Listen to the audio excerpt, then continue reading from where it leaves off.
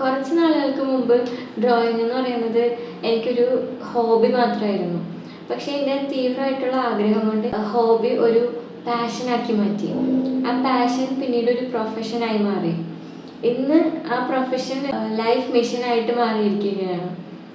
അതെ, ഈ വീഡിയോയിലൂടെ ഞാൻ എൻ്റെ ഫേസ് പെയിൻറ്റിങ് ജേർണി എങ്ങനെയായിരുന്നു എന്ന് നിങ്ങളുമായിട്ട് പങ്കുവയ്ക്കാം. ചെറുപ്പം മുതലേ വരക്കുമായിരുന്നു. കോളേജിൽ പഠിക്കുന്ന ടൈമിൽ പോർട്രേറ്റ് ഡ്രോയിങ്ങും മെഹന്തിയൊക്കെ ഇട്ടുകൊടുത്തിട്ടാണ് കോളേജ് ട്രിപ്പ് പോയിട്ടുള്ളത്. സാധാരണ റബ്ബറും പെൻസിലൊക്കെ യൂസ് ചെയ്ത് വരച്ചെടുത്ത് നിന്ന് കല്യാണത്തിന് ശേഷം ഹസ്ബൻഡ് പ്രൊഫഷണലായിട്ടുള്ള ആർട്ട് സപ്ലൈസൊക്കെ വാങ്ങിത്തന്നു. പിന്നെ അവിടെ നിന്ന് ഓരോ വർക്കുകളൊക്കെ ഇൻസ്റ്റഗ്രാമിലൊക്കെ പോസ്റ്റ് ചെയ്തു പതിയെ പതിയെ ഓർഡറുകൾ വരാൻ തുടങ്ങി. അതൊക്കെ ഞാൻ ഫ്രെയിം ചെയ്ത് കൊറിയർ ചെയ്ത് അങ്ങനെ ഒരുപാട് വർക്കുകളൊക്കെ കിട്ടി. അങ്ങനെ ഹാപ്പി ആയിട്ട് വരയിലൂടെ മുന്നോട്ട് പോകുന്ന സമയത്ത് പെട്ടെന്ന് ഞങ്ങളുടെ ലൈഫിൽ അപ്രതീക്ഷിതമായിട്ട് കുറച്ച് പ്രശ്നങ്ങളുണ്ടായി. ഒരുപാട് ആഗ്രഹിച്ച് കിട്ടിയ കുഞ്ഞ് അബോർഷനായി. പിന്നെ കൊറോണ വന്നു. ഞങ്ങൾക്ക് വാപ്പിച്ചിയെ നഷ്ടമായി. കൊറോണ മൂലം ഹസ്ബൻഡിൻ്റെ ജോലി പോയി. വീട് ജപ്തിയുടെ വക്കിലെത്തി. അങ്ങനെ പല പ്രതിസന്ധികൾ വന്നപ്പോൾ മാനസികമായിട്ട് വല്ലാതെ തളർന്നു. വരെ പാടെ നിന്നു. അങ്ങനെ ലൈഫിൽ 2-3 കൊല്ലം കടന്നുപോയി. പിന്നീട് ഞങ്ങൾക്കൊരു മോള് ജനിച്ചു. പിന്നെ പതിയെ പതിയെ മൈൻഡ് ഓക്കെ ആയി വന്നപ്പോൾ വീണ്ടും വരയെക്കുറിച്ച് ചിന്തിക്കാൻ തുടങ്ങി. പക്ഷേ അപ്പോഴേക്കും ഞാൻ ഉണ്ടായിരുന്ന പോർട്രേറ്റ് ഡ്രോയിങ്ങിലും മെഹന്തി ആർട്ടിലൊക്കെ ഒരുപാട് കോമ്പറ്റീറ്റേഴ്സ് കൂടിയിരുന്നു. പിന്നെ മോൾക്ക് 1 വയസ്സാകുന്നത് വരെ എന്ത് വെറൈറ്റി കൊണ്ടുവരും എന്നുള്ള ആലോചനയിലായിരുന്നു.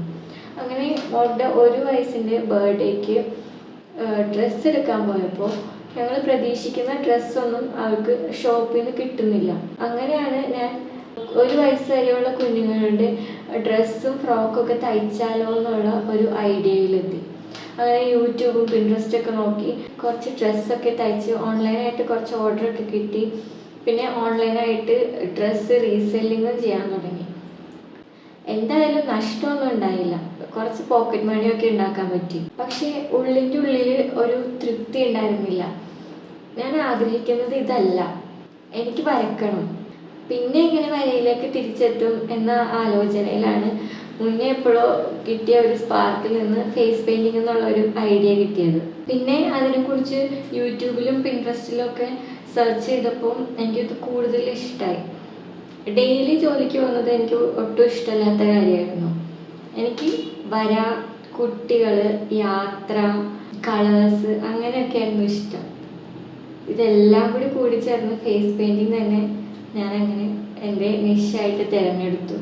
പിന്നെ ഇനി ഇതെങ്ങനെ തുടങ്ങും?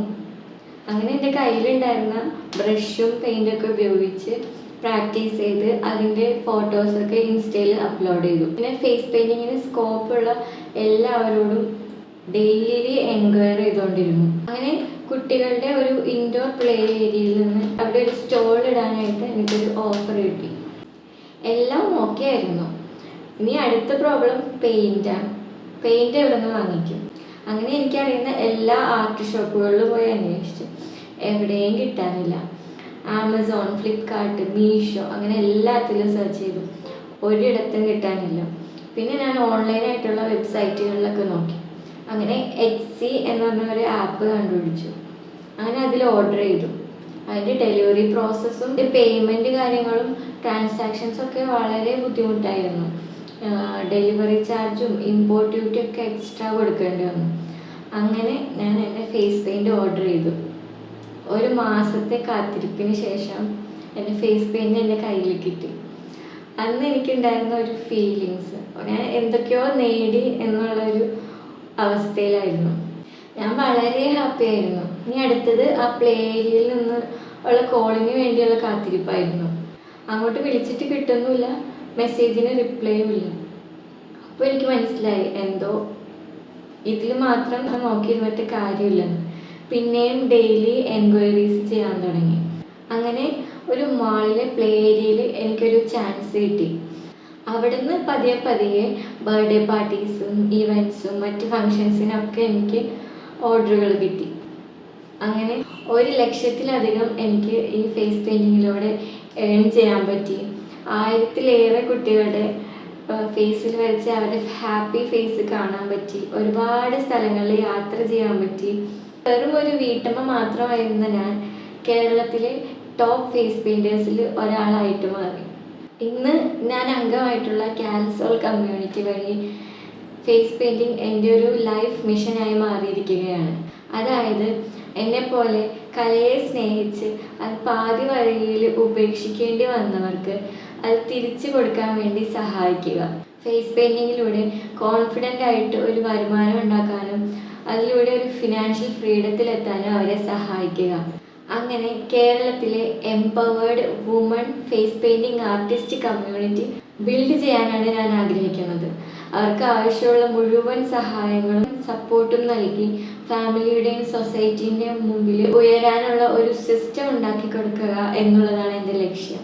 അതിൻ്റെ ഒരു ആദ്യ പടി എന്ന രീതിയിൽ ഞാനൊരു 7-day മാസ്റ്റർ ക്ലാസ് പ്ലാൻ ചെയ്യുന്നുണ്ട്. അതിൽ ഒരു ബിഗിനറായിട്ടുള്ള ഫേസ് പെയിൻറ്റർ അറിഞ്ഞിരിക്കേണ്ട കംപ്ലീറ്റ് കാര്യങ്ങളും ഏതൊക്കെ ബ്രഷസ് പെയിൻറ്റ്സ് യൂസ് ചെയ്യണം, ഫേസ് പെയിൻറ്റിങ് സ്റ്റാർട്ട് ചെയ്യാനുള്ള ഈസി ആയിട്ടുള്ള ഡിസൈൻസ് ഏതൊക്കെയാണ്, ബഡ്ജറ്റ് ഫ്രണ്ട്ലി ആയിട്ട് എങ്ങനെ ഒരു ബേസിക് കിറ്റ് സെറ്റപ്പ് ചെയ്യണം, എങ്ങനെ ഒരു ഇവൻറ്റ് മാനേജ് ചെയ്യണം, എല്ലാത്തിലുപരി ഒരു 1000 to 5000 ഡെയിലി എങ്ങനെ ഏൺ ചെയ്യണം എന്നൊക്കെ ഞാൻ ഒരു 7-day മാസ്റ്റർ ക്ലാസ്സിലൂടെ കവർ ചെയ്യുന്നുണ്ട്.